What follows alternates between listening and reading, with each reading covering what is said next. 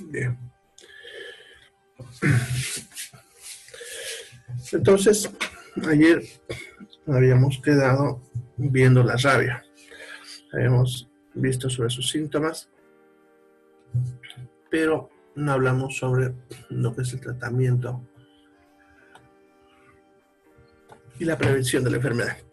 ¿Ya?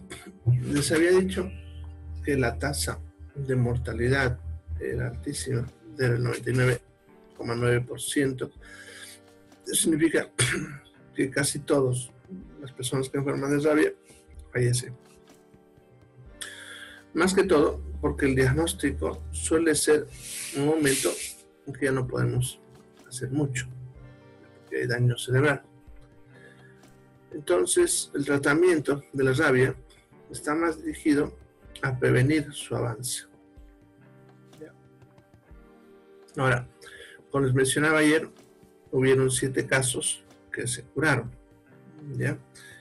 Esos 7 casos se curaron, podemos decir, por error.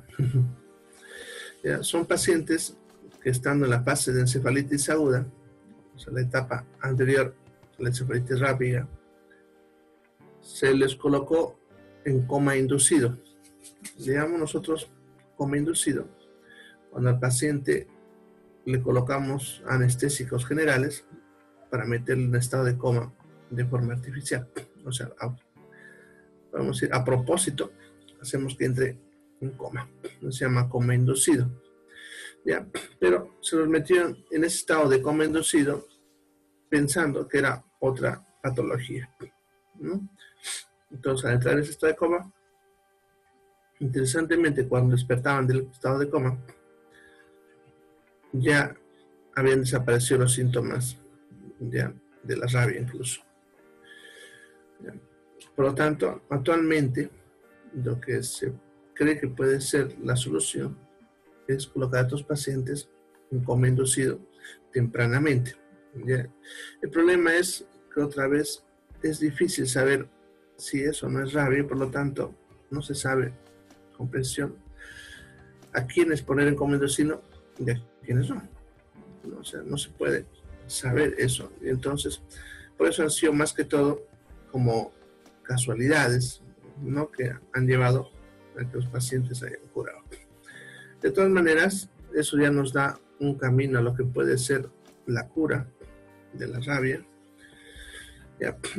Sin embargo, es difícil estudiarlo porque los casos de rabia tampoco son muy frecuentes. Entonces, es difícil hacer un estudio formal para decir sirve o no sirve. Perdón.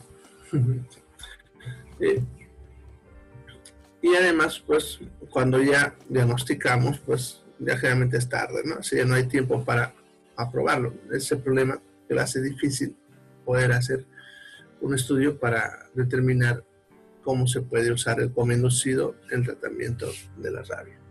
¿Ya? Bien. Para el tratamiento vamos a usar el suero antirrábico y soporte vital.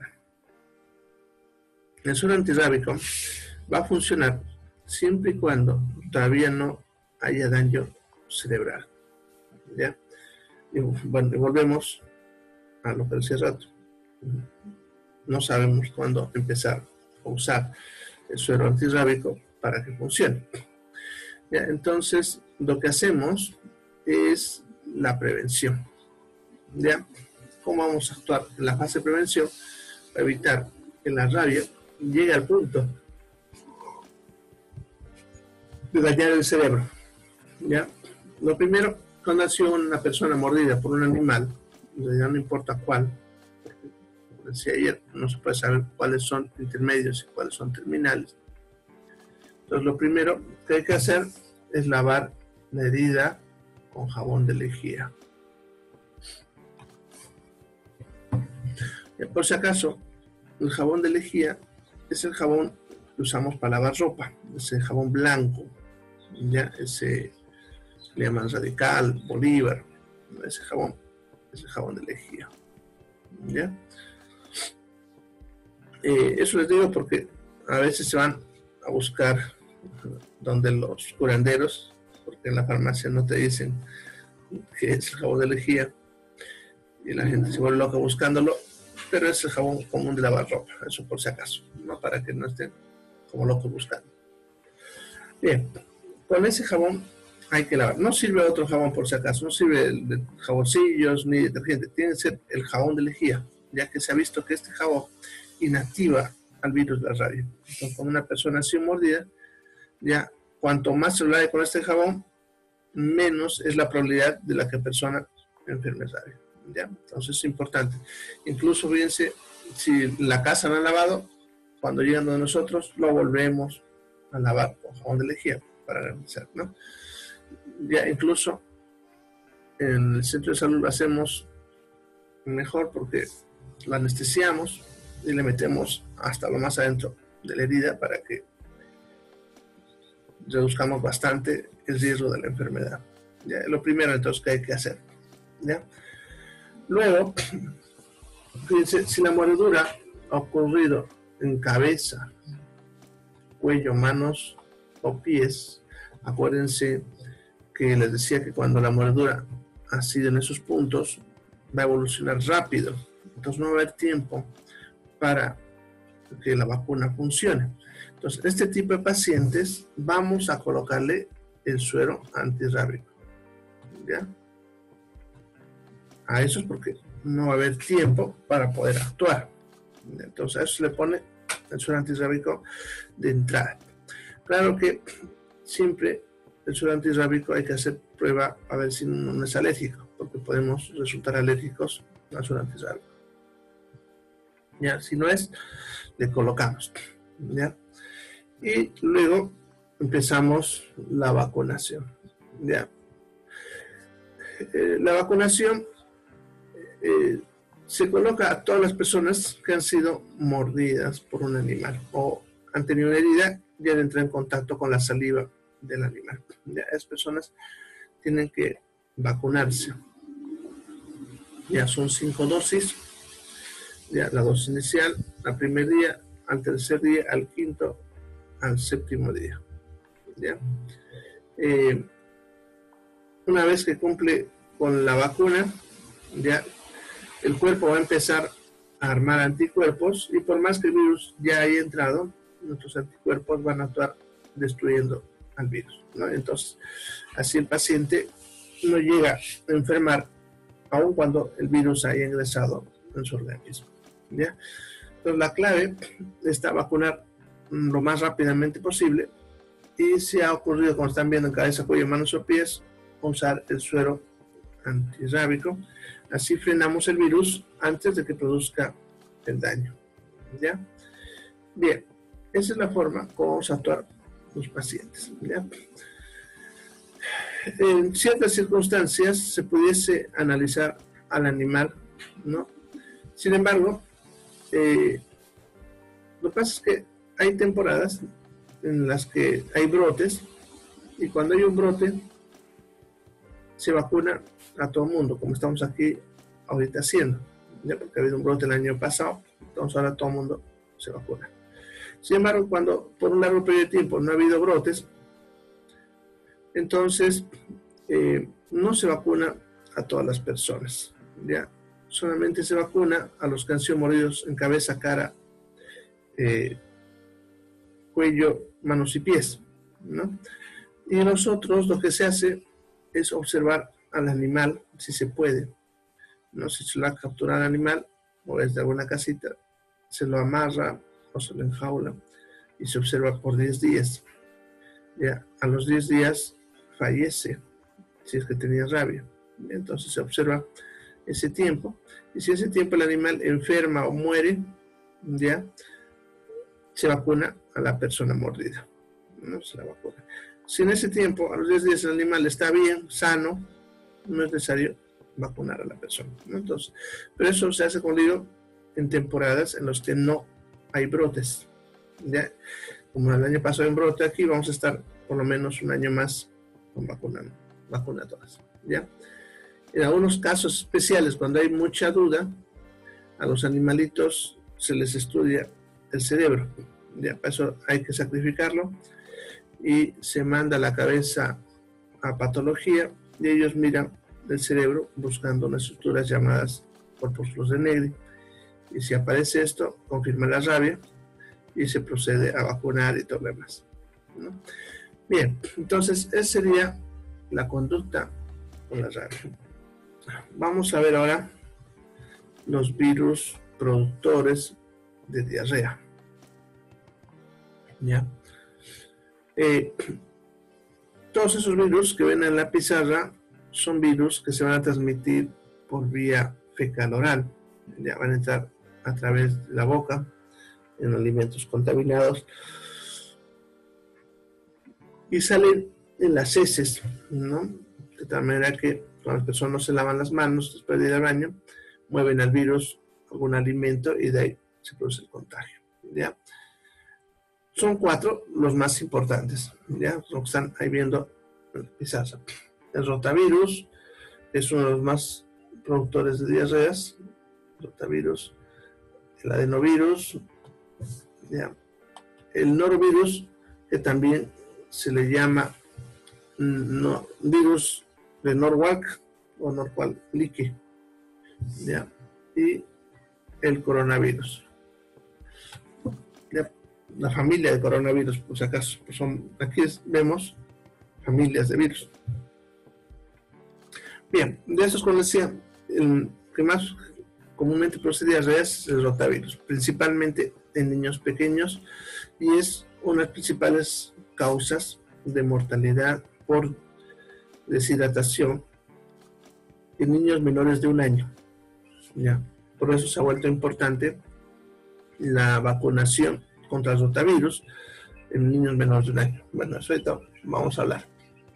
Bien, todos estos virus van a producir una gastroenterocolitis aguda, parecida a las que ya hemos visto por Escherichia coli, por Salmonella, ya, en la cual el paciente va a tener fiebre, escalofríos, también dolor de cabeza, dolor muscular, dolor articular, dolor abdominal, náusea, vómitos y diarrea.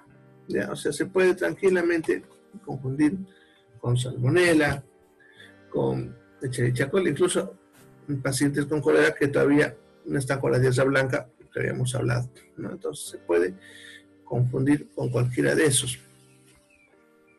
Lo que nos ayudaría a determinar que es alguno de estos virus es la fiebre, ¿ya? Normalmente, en lo que son las infecciones bacterianas, la fiebre va a persistir durante toda la enfermedad hasta que el cuerpo lo cure o hasta que le demos un antibiótico. En cambio, con los virus, la fiebre suele ser corta, ya suele durar 1 o 2 días y luego desaparece. La diarrea sigue entre 7 a 15 días, pero, como están viendo, la fiebre desaparece en los primeros días, ¿ya? Eso nos ayuda bastante a discriminar lo que es una bacteriana de una viral, ¿ya? La otra característica sería observar las heces en laboratorio. Para eso hay un estudio que se llama moco fecal, ¿ya? Que se mandan las heces al laboratorio. Es un estudio barato, suele valer entre 12 y 15 bolivianos en cualquier laboratorio, ¿ya? Es un proceso rápido, ¿ya? Y con el resultado nosotros podemos saber si es bacteriana o es viral. Ya no te dice qué virus o qué bacteria, pero por lo menos te dice si es viral o bacteriana. Eso es importante para saber si vamos o no a usar antibióticos, ya que como son virus, obviamente no necesitan antibióticos, ¿ya? Suelen ser autolimitadas en todos los casos. Significa que se curan solas, no necesitan ningún tratamiento, ¿ya? Solamente vigilancia.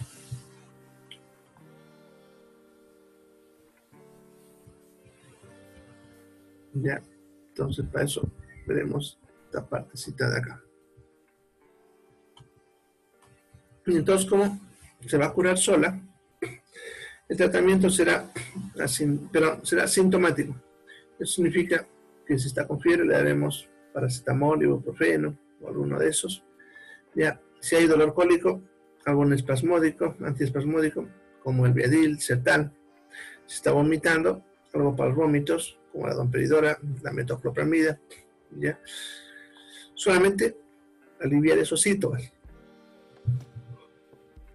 Y lo más importante en toda la enfermedad diarreica, la hidratación, ¿ya? No se olviden que lo que más mata a los niños en la diarrea es la deshidratación, ¿ya? Entonces es importante mantener una buena hidratación, ¿ya? Principalmente en niños y ancianos, porque son los que con más facilidad se deshidratan y a los que más fácilmente les puede matar la deshidratación. ¿Ya? Entonces hay que vigilarlos a ellos. O, como decía ahí, los que tengan enfermedades de base que se pueden complicar, como diabetes, insuficiencia cardíaca, etc. Bien. En cuanto a la prevención, bueno, es difícil prevenir en cuanto a los alimentos, porque te va a mover bastante con las manos. Entonces, la mejor forma de evitar estos virus es hacer lo que ya les hablé para la salmonela. Lavarse las manos constantemente durante preparar los alimentos. Ya cada vez que cambiemos de proceso, lavarnos las manos. Así no movemos los virus de un alimento a otro, ya, y reducimos la probabilidad de contagio. Ya, como decía hace rato, solamente existe vacuna para uno, que es el rotavirus, que se le da 2 gotitas en la boca a los 2 meses y a los 4 meses de nacido. ¿Ya?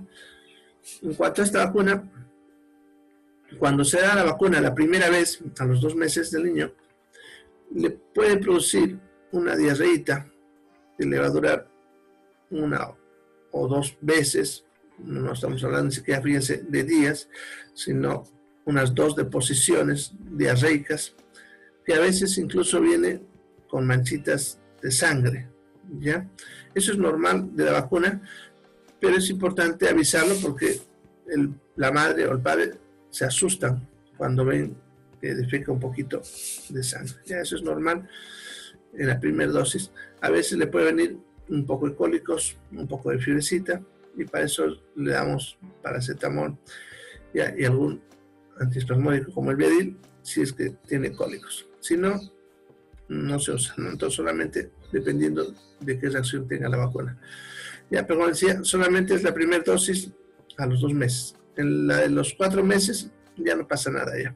Solamente es la primera que eso hace en el niño. Bien, de 10 diarreas que uno tenga, 9 son producidas por alguno de estos virus, ¿ya? Y una sola por bacterias. ¿Por qué les digo esto? Porque es muy común que las personas cuando les da diarreas estén tomando antibióticos, como el Bacterol, por ejemplo, ¿ya? Siendo que la mayoría de las diarreas, como son virales, no se necesita ningún tipo de antibiótico, ¿ya? Entonces es importante aclarar para no estar tomando antibióticos para cualquier cosa, ¿ya? ¿No? La mayoría van a ser virales, entonces necesitan simplemente paciencia, y eso incluso en los niños. Los niños menores de 5 años es donde más son atacados por virus, ¿ya? Y por lo tanto es donde hay que estar con más cuidado, no estar usando antibióticos a cada rato, por los riesgos que también lleva el uso de antibióticos, ¿no? Pues tienen sus propios riesgos, como la colitis, ¿se acuerdan? Que habíamos visto, ¿ya? Y otras enfermedades más, y los mismos efectos adversos de los antibióticos. Bien, entonces, esos serían los virus productores de diarrea. Bien, entonces, los virus respiratorios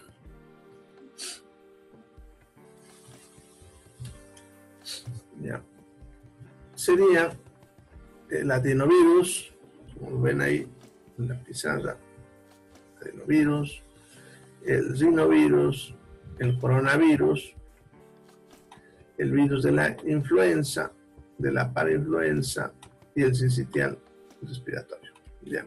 Entonces estos producen las mismas enfermedades respiratorias. ¿Ya? Lo que es el adenovirus y el rinovirus son productores comunes del resfriado común. Lo que es el virus de la influenza y la parainfluenza comúnmente producen la gripe. Vamos a ver cuál es la diferencia entre ahí.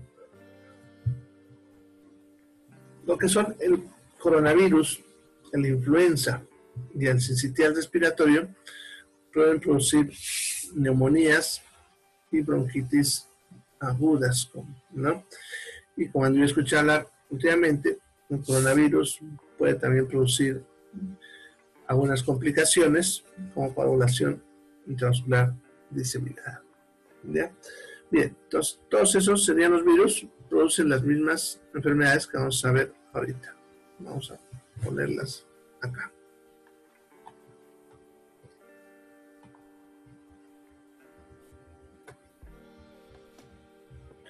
Bien, todos van a producir neumonías.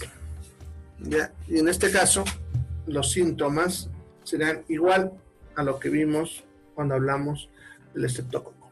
¿Ya? Los mismos síntomas, ¿ya? Fiebre, tos productiva, dolor torácico, dificultad respiratoria, y los niños se acuerdan, tiraje, cornaje y aumento de la frecuencia respiratoria, ¿ya? O sea, los mismos síntomas de la neumonía bacteriana. ¿Cómo lo podemos diferenciar? ¿Ya? En la de tipo viral, lo primero que hay que ver es la flema. ¿Se acuerdan? Les había mencionado cuando hablamos de estreptococo, como el color de la flema iba cambiando, ¿no? Empezaba blanca, se volvía cremosa, luego amarillenta, luego verdosa, y cuando curaba, grisácea, ¿no? Eso es cuando es bacteria.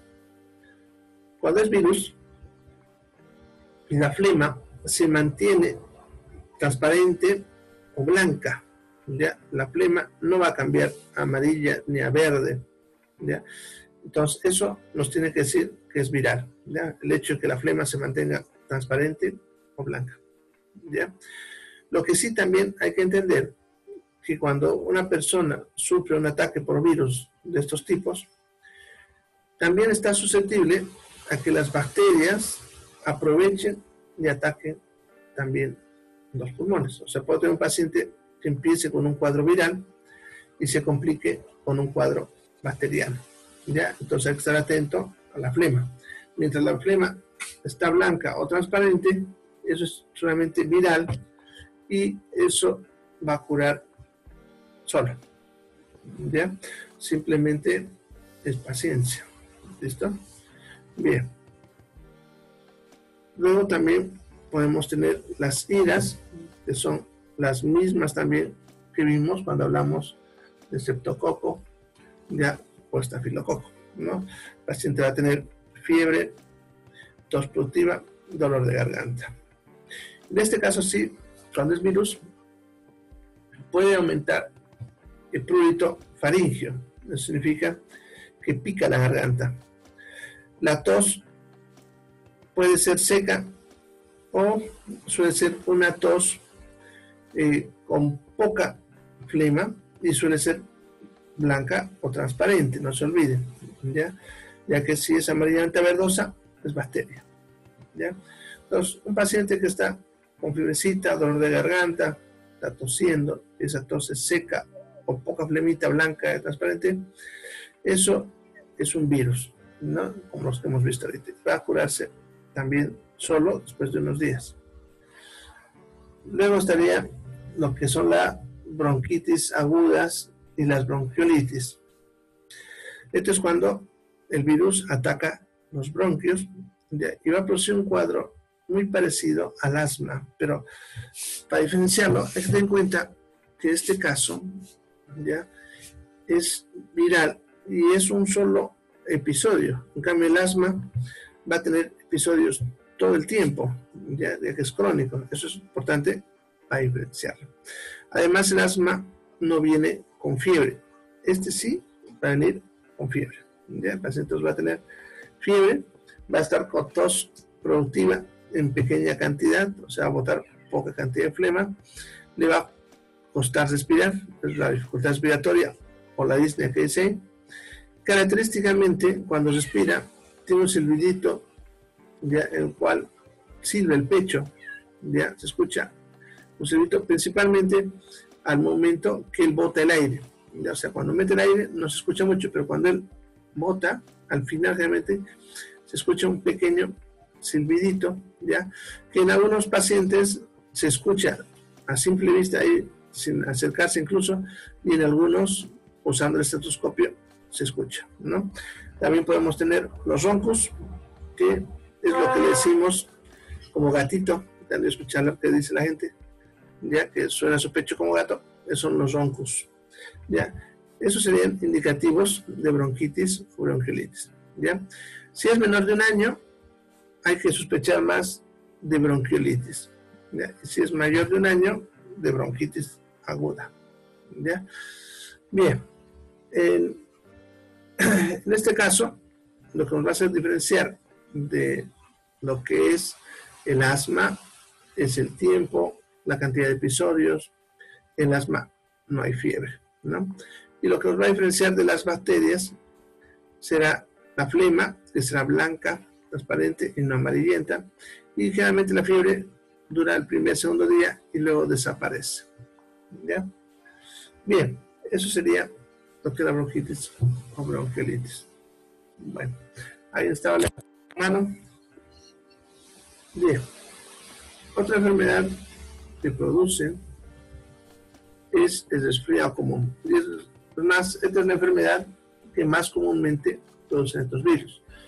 Ya, el resfriado común, el paciente va a tener también estornudos, rinorrea, es lo que botamos el moco de la nariz, ¿ya?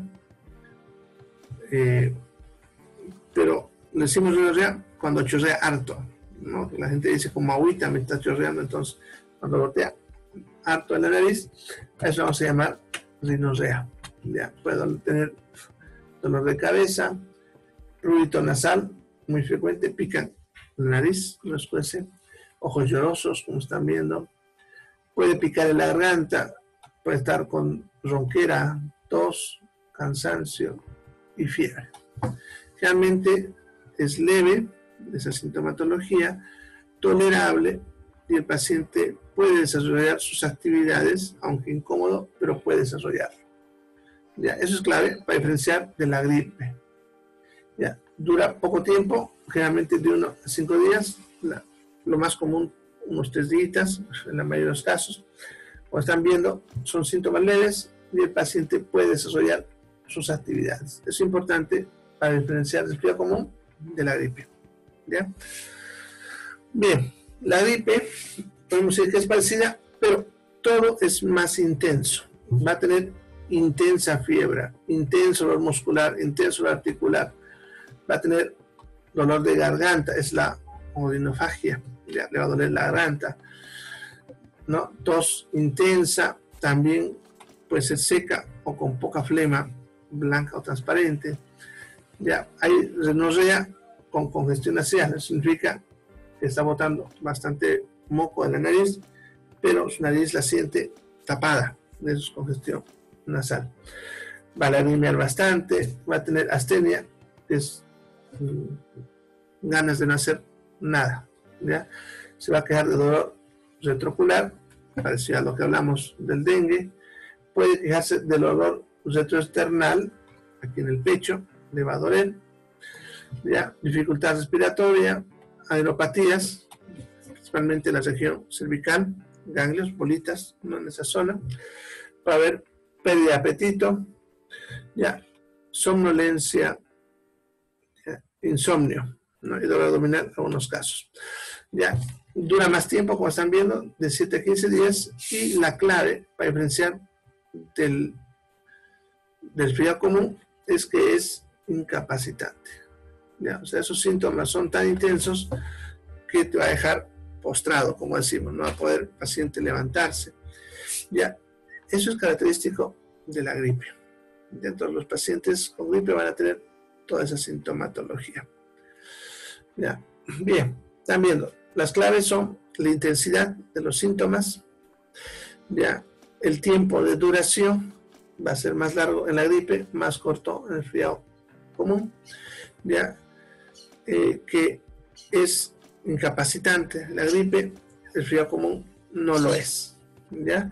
Y ahí podemos aumentarle otros síntomas como el dolor retroocular, dolor retroesternal, las xenopatías, para decir que es gripe, diferenciarlo del resfriado común. ¿Ya? Bien, en todos los casos que hemos visto, el tratamiento es el mismo. Y el tratamiento consiste en un tratamiento sintomático. Eso significa aliviar los síntomas que está teniendo el paciente, ¿no? Si es que está con fiebre, algo para fiebre como paracetamol, ibuprofeno, cualquiera. ¿Ya? Si es que está con dolor, también lo mismo, ¿no? Pues va a funcionar lo mismo el paracetamol, el ibuprofeno, cualquiera, para los dolores del cuerpo, de la cabeza. ¿Ya? Si está con bronquitis, la neumonía, ¿ya? Como tienen dificultad respiratoria, ¿ya? Y le está costando botar la flema, ¿ya?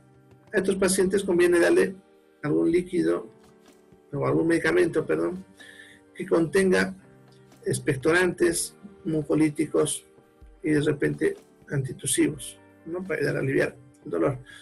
Ya hay varios, pero en los productos comerciales tenemos, por ejemplo, ahí el Abrilar, que ayuda, incluso es broncodilatador, ayudando con la bronquitis, si es que tiene eso. Está el Flemescat, que son también con los mismos componentes, ¿ya? Entonces, cualquiera de estas drogas podemos usar para aliviar esa sintomatología, ¿ya? Bien, en casos ya severos, más que todo en las neumonías y lo que serían las bronquiolitis y bronquitis, estos pacientes necesitan soporte vital y en algunos casos necesitarán terapia intensiva para mantenerlo vivo hasta que el propio cuerpo cure la enfermedad. Bien, entonces vamos a empezar el tema de parasitología.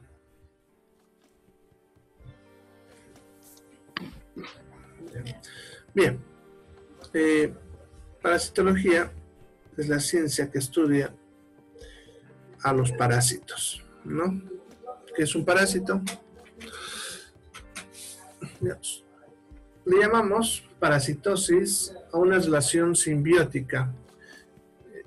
Es un término que se usa en biología cuando dos seres vivos están relacionados entre sí, ¿ya? Dependiendo de la relación, se le da diferentes nombres, ¿ya? Cuando uno de esos seres vivos se aprovecha del otro, perjudicándolo, ¿no? Y causándole daño, se llama parasitismo, ¿ya? Cuando hay una relación en la que dos seres vivos viven juntos, ¿ya? Y uno apoya al otro, eso se suele llamar mutualismo. Y cuando viven juntos, pero no se hacen daño, pero tampoco se apoyan nada, se llama comensalismo. Es importante diferenciar estos términos, porque a veces hay seres vivos que viven en nuestro cuerpo y que no nos causan ningún daño, ¿ya? El mejor ejemplo de mutualismo es el de la Escherichia coli, que habíamos hablado como bacteria, en la cual ella nos daba vitamina K, ¿ya? Y entre los comensales tenemos varios insectos que viven en nuestra piel, que se llaman ácaros, ya que no nos causan ningún daño, pero tampoco nos dan nada, ¿ya? Pero viven ahí en su piel, ya por si acaso, su piel a nivel microscópico está llenito de insectos, es como si fuese otro mundo aparte, su piel está llenito de unos insectos llamados ácaros. Bien, entonces un parásito es el que nos causaría daño, no nos da ni beneficio, ya, entonces nos causan daño. Ahora vamos a llamar parásito, y parasitosis sería la enfermedad producida por un parásito, ¿ya? Estas enfermedades las vamos a clasificar dependiendo de dos formas. Uno, primero, dependiendo de dónde viven. Cuando hablamos de dónde viven, vamos a clasificar en dos. Exoparásitos, que son los que viven en la superficie del cuerpo, ya, como por ejemplo, ahí podemos hablar del piojo, la nigua, ¿no? La garrapata, las miasis, que son las larvas de algunas moscas. Esos serían los exoparásitos. Estaba eso en su tarea, ¿no? De repente ya no lo han hecho completito, entonces ya está.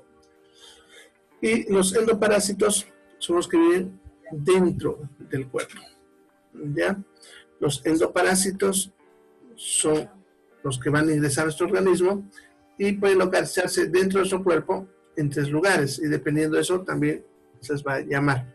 No, si viven en la sangre, se les va a llamar sanguíneos o hemáticos. Los que viven en intestinales, que son la mayoría, y los que viven en los tejidos, o sea, en los órganos, entre nuestras células, se llama tisulares. ¿Ya? Entonces serían, en segundo lugar donde viven, también de la superficie, como el piojo, ya serían los exo. Dentro de su cuerpo, endo, ¿no? Los endoparásitos. Y dentro de su cuerpo lo vamos a dividir, dependiendo de dónde viven, en hemáticos, intestinales y tisulares. ¿Ya? Bien, esto es donde viven. Luego los podemos clasificar dependiendo de su línea biológica, ya en 3 grupos. Ya, los artrópodos, que son los insectos. ¿Ya? Aquí entrarían la garrapata, el piojo, la nigua, las pulgas, ¿no? Serían artrópodos, ¿no? Los mosquitos, porque por si acaso los mosquitos también son parásitos. Ya, la vinchuca, ya entrarían acá, los insectos, artrópodos. Luego tenemos los helmintos, que serían los gusanos, ¿ya? Los helmintos son los gusanos. Y los dividimos en hematelmintos y platelmintos. Los hematelmintos, que también se les llama nematodos, son gusanos, pero que su cuerpo es redondo como una cuerda. ¿Ya? Y los platelmintos son los que su cuerpo, del gusano, es plano como una cinta. Dentro de la diferencia de la forma del cuerpo es la que nos dice si es nematelminto o platelminto, ¿no? Si es redondo como una cuerda, nematelminto, y si es plano como una cinta, platelmintos, ¿ya? Esos son los gusanos, los helmintos. Y luego estarían los protozoarios, que son seres vivos, microscópicos, formados generalmente por 1 hasta 2 células, o sea, son unicelulares, la mayoría, en algunos pueden tener 2 células, pero generalmente son unicelulares, ¿ya? No todos, por si acaso, los protozoarios son parásitos, ¿ya?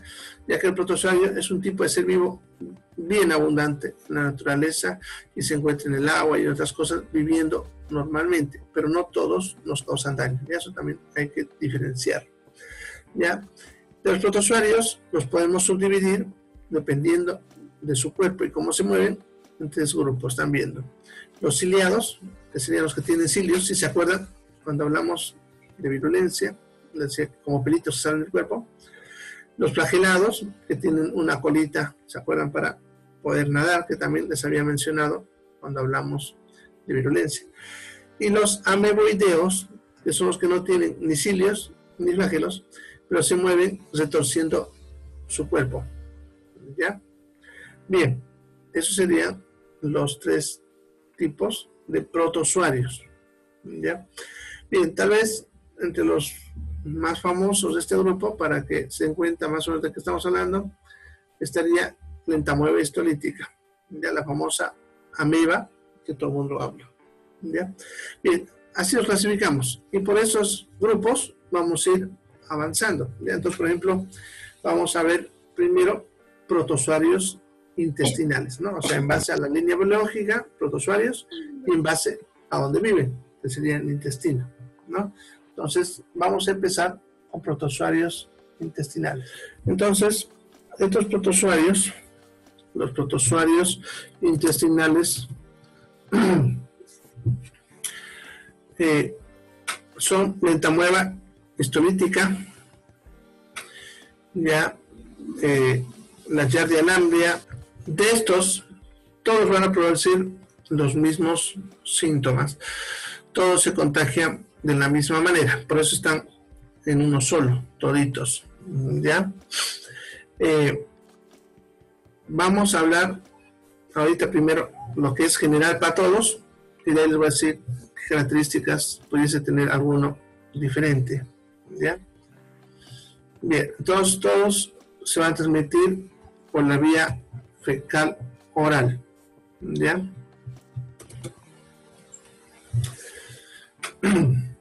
Eso significa que entran a través de la boca en los alimentos, ¿no? Cuando se contaminan los alimentos, van a ingresar hacia nosotros, ¿ya? Ahora, todos van a producir un cuadro de pérdida de apetito, ¿ya? Con náuseas, vómitos, diarrea, dolor abdominal, pérdida de peso y diferentes cuadros de nutrición. Estos síntomas pueden ir desde leve hasta bastante intensos. Eso dependerá de lo que es la cantidad de parásitos que tengo en el intestino. Si son 1, 2, 3 o unos cuantitos, de repente ni tenga ni uno de los síntomas, ¿ya? Porque puedo tener los parásitos en cantidades pequeñas y no manifestar sintomatología, ¿ya? Y obviamente si son muchos, cuanto más sean más intensos serán los síntomas. Estos síntomas que están viendo ahí son característicos no solamente de esto, sino también de las lombrices que vamos a ver más adelante. ¿Ya? O sea, son síntomas que siempre tienen que hacer sospechar de que hay parásitos intestinales. ¿Ya? Generalmente hay pérdida de apetito, ¿ya?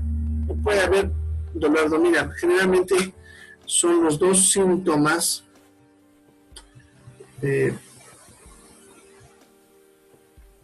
son más frecuentes, ¿ya? La pérdida de apetito y el dolor abdominal. Entonces, ¿ya? Tanto en adultos como en niños. Sin embargo, en los niños suelen ser más intensos, ¿ya? Entonces, cualquier persona que tenga que no tiene ganas de comer y tiene dolor abdominal, hay que sospechar de esto, ¿ya? Si es que hubiese diarrea, hay que descartar que no sea una infección, las que hemos visto, ya sea viral o bacteriana, y en ese caso lo que nos va a diferenciar va a ser la fiebre. ¿Ya? Las parasitosis no tienen fiebre. ¿Ya? El otro sería el tiempo de duración. Las parasitosis van a durar más de 15 días. En cambio, las virales o bacterianas suelen estar terminando solas alrededor de los 15 días, ¿no? Las diarreas por parásitos van a durar más. Además, que las diarreas por parásitos no son, ¿cómo se dice? No son intensas, ¿ya? Por ejemplo, cuando es bacteria o virus, el paciente está a cada ratito. En cambio, cuando es parásitos, en el día va 3, 4 veces. O sea, no suele ser preocupante la deshidratación en la diarrea por parásitos, porque suele ser leve, ¿ya? Entonces, eso me ayuda a diferenciarlo de una bacteriana o viral. Como va a ir perpetuándose en el tiempo, o sea, muchos días, va a empezar a perder peso y en casos severos pudiese haber diferentes grados de desnutrición, ¿ya? Como decía, principalmente en niños. ¿Listo? Bien, entonces eso serían los síntomas para todos. ¿Ya? Ahora les voy a explicar algunas variables que pueden tener algunos de ellos. ¿Ya?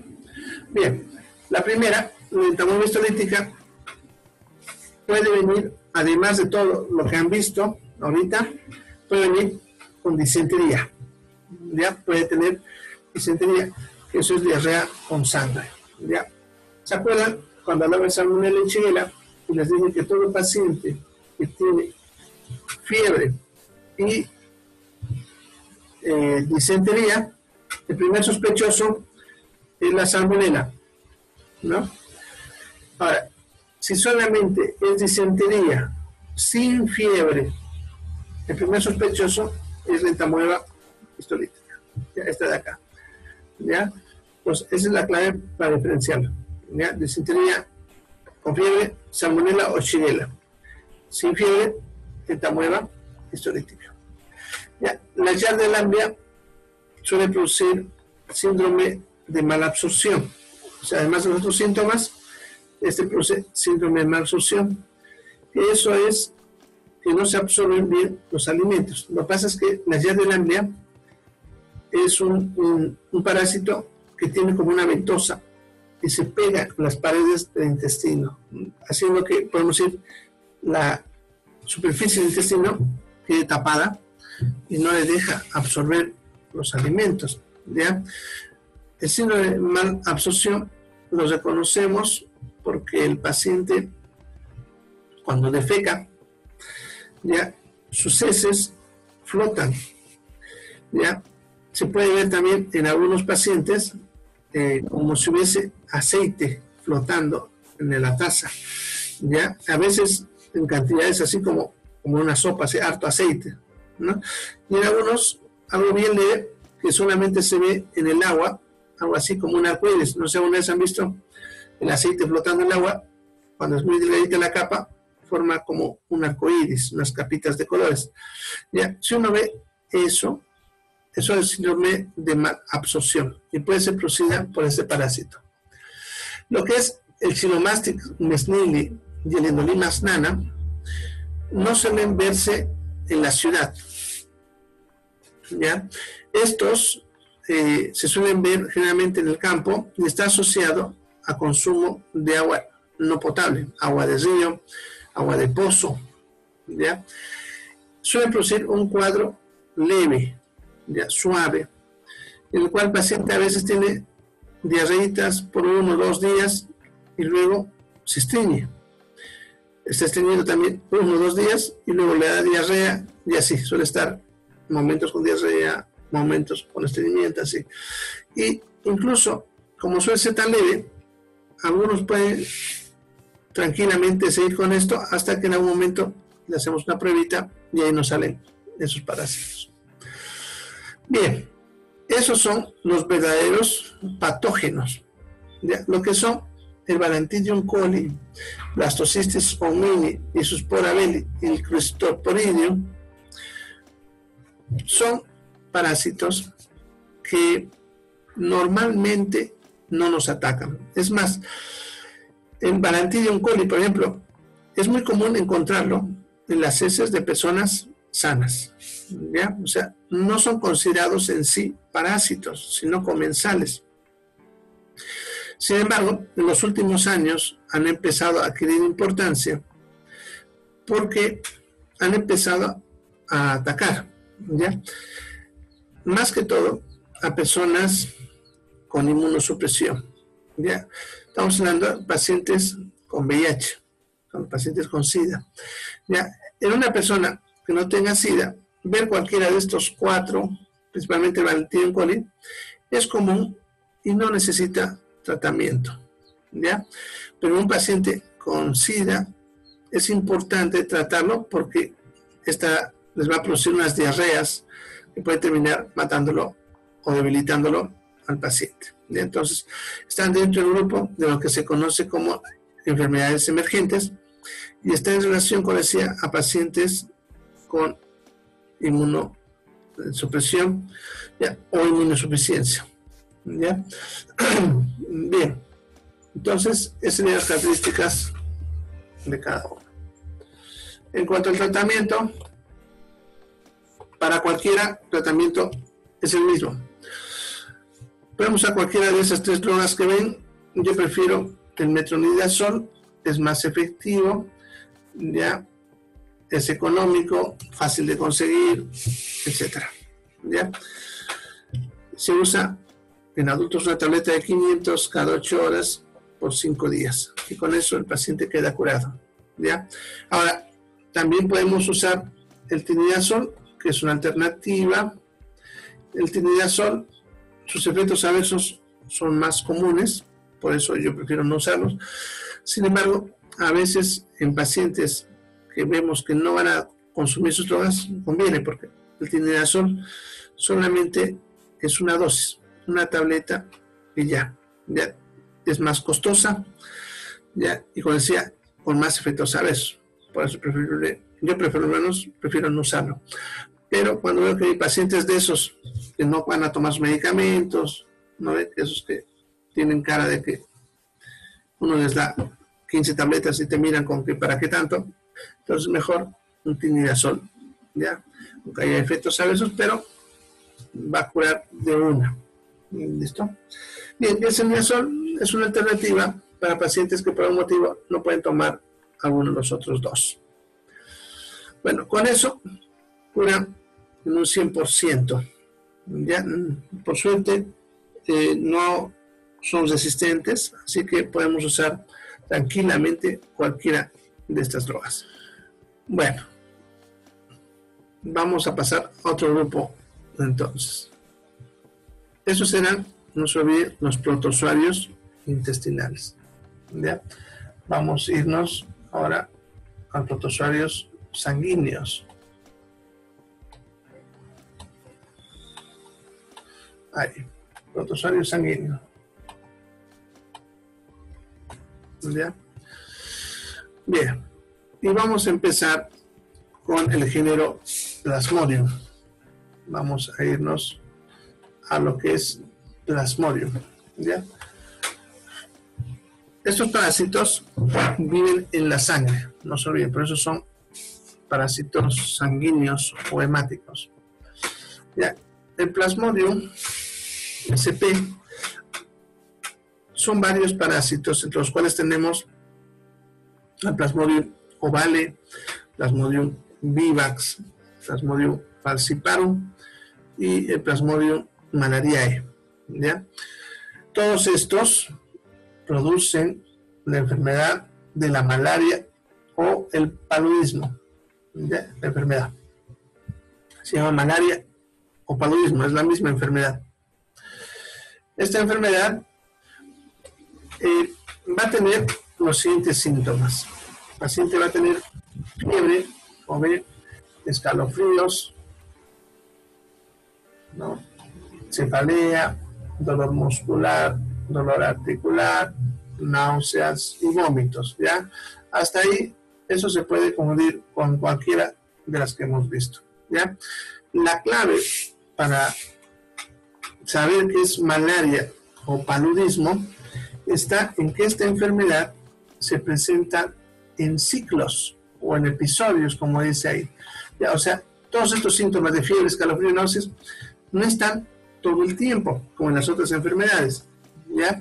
En este caso, se va a presentar en periodos, ¿ya?, que van a ir entre 24 a 72 horas, ¿ya?, y van a durar cada episodio de 4 a 24 horas. ¿Ya? Lo más común, alrededor de 6 horas. Entonces, por ejemplo, el paciente, por decirles, a las 5 de la tarde, porque ellos mismos te dicen, como reloj me aparece, te dice. ¿Ya? Entonces, a las 5 de la tarde, por decirles, le empieza su fiebre, sus escalofríos y todo.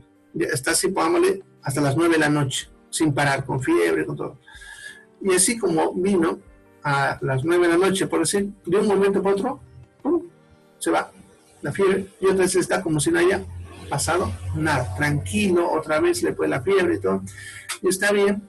Y después de 48 horas, por decir, a la misma hora, le va a volver otra vez otro episodio, ¿ya? Entonces, hay, dependiendo de la especie, ciclos de 24, de 48 y 72. ¿Ya? El más frecuente y el más común son los ciclos de 48 horas. Y suelen durar más o menos 6 horas. ¿Ya? Entonces, el paciente te va a decir, cada 2 días me viene mi fiebre y me dura esto, ¿ya?, y me aparece como reloj, te van a decir, ¿ya? No hay un horario por si acaso específico, eso varía dependiendo del paciente, pero él siempre te va a decir que a la misma hora le empiezan los episodios, ¿ya? Bien, eso es importante y clave para el diagnóstico, ¿ya? El saber que le venga así en episodios. En ninguna otra enfermedad viene así la fiebre, ¿ya? En todos los casos la fiebre va a ser continua, ¿no? Y si desaparece, no vuelve a aparecer, ¿ya? Pero en este caso está todo el tiempo con fiebre, otra vez está bien, luego otra vez fiebre, está bien, otra vez fiebre y así, ¿ya?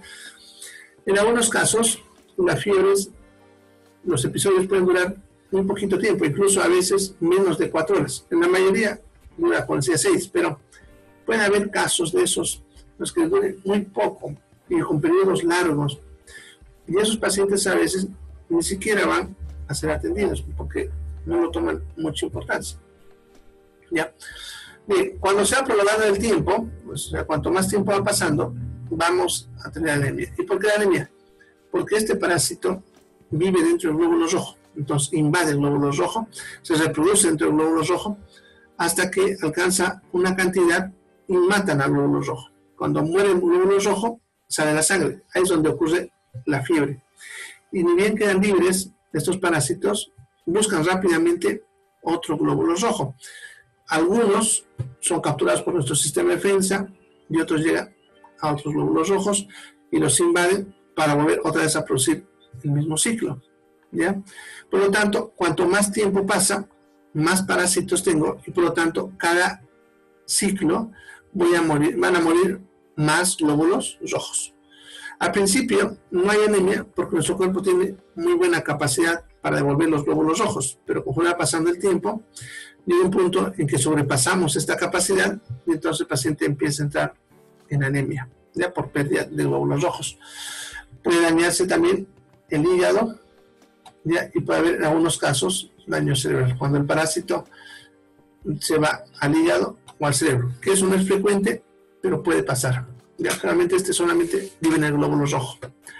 Bien, así es la enfermedad, ya, por ciclos, todo el tiempo. La transmisión, que no se había mencionado, creo, es a través de la picadura de varias especies de mosquitos selváticos. Generalmente se suele ver en el campo, ya, en pueblos, ya, o en personas que ingresaron a la selva. Se suele mantener activo en otros animales, como los monos, por ejemplo, ¿ya? Y si uno ingresa a zonas donde estuviesen estos mosquitos infectados y nos pica, puede desarrollar la enfermedad. ¿Ya? Como se transmite por mosquito, es importante que cuando se detecta un caso, rápidamente se lo aísle. Eso significa ponerlo en una habitación solo, con su mosquitero y con repelentes de mosquitos, y usar insecticidas para que no haya mosquitos ahí. Eso porque basta que una sola persona llegue con malaria a la ciudad, si no se cuida puede desencadenar una epidemia, ya que como es mosquito, basta que un mosquito sano lo pique, se contagie y de ahí pique a más personas y vaya produciendo la malaria. ¿Ya? Entonces debe tomar eso en cuenta. En cuanto al tratamiento, se combinan drogas, varias como están viendo ahí. Aquí usamos más que todo la primaquina y la cloroquina. La tabacona y la quinina lo usamos solamente cuando hay resistencia. Pero aquí, por suerte, en Bolivia no tenemos resistencia. ¿Ya? Aquí en Bolivia es frecuente en el Chapare, en el Yungas, en la Amazonía boliviana, Benipando, y en los bañados de Soc hacia sur, el Pantanal boliviano. Y en esas zonas solemos tener casos.